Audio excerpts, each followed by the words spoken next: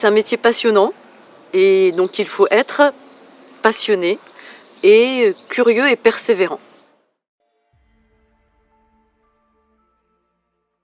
Bonjour, je suis Corinne Le Galassalle, je suis professeure à l'Université de Nîmes et je suis rattachée à l'équipe de recherche Chrome. Donc l'équipe de recherche Chrome s'intéresse à l'étude des perturbations des milieux en vue de maintenir la sécurité et la santé des populations et je rajouterai des écosystèmes. Donc cette équipe Chrome est une équipe transdisciplinaire, ce qui nous permet de monter des projets passionnants où on peut allier les sciences dites dures aux sciences sociales telles que la psychologie, où on va s'intéresser à la perception, donc ici pour moi dans le domaine de l'eau, la perception des populations du risque lié à la ressource en eau.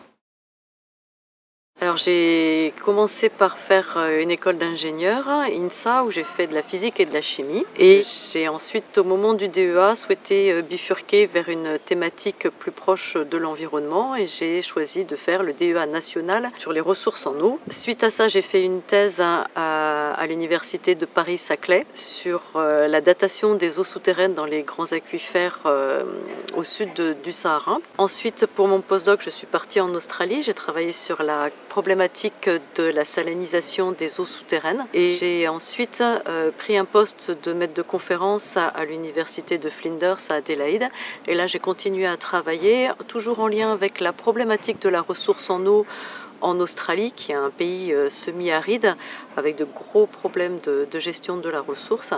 Et je me suis intéressée à la possibilité de recharger les aquifères de façon artificielle et la problématique de l'impact que ce processus peut avoir sur la qualité de l'eau que l'on va réinjecter donc dans les formations. Ensuite, de retour en France, je me suis intéressée à... Enfin, j'ai adopté les thématiques de recherche du laboratoire qui m'a accueilli alors, le laboratoire de géochimie isotopique environnementale de l'université de Nîmes.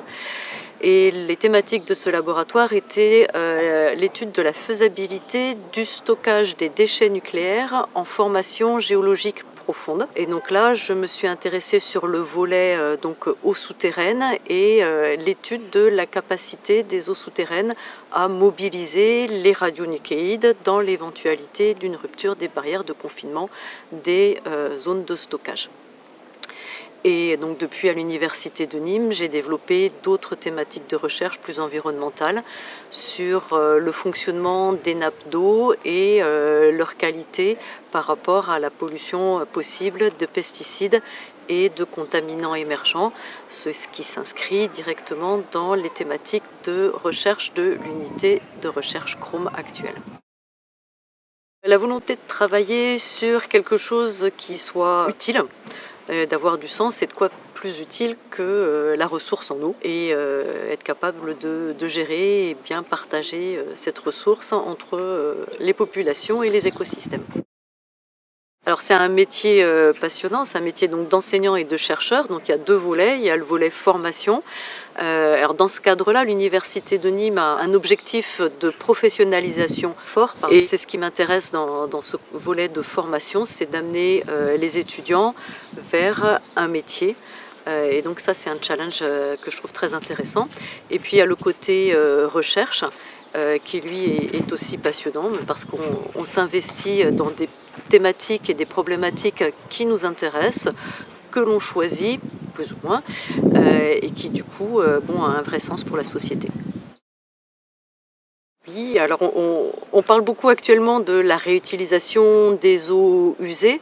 Donc c'est les eaux usées urbaines qu'on peut retraiter et réutiliser, que ce soit pour l'irrigation ou d'autres activités.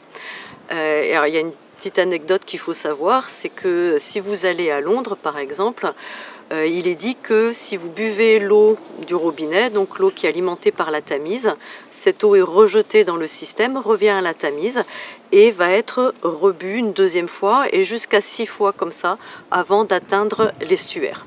Voilà, donc c'est pour se donner la représentation que la réutilisation de l'eau usée, elle existe déjà sans le savoir et que c'est quelque chose qu'on va probablement faire de plus en plus, parce qu'il va falloir qu'on utilise au maximum cette ressource qui arrive à un épuisement.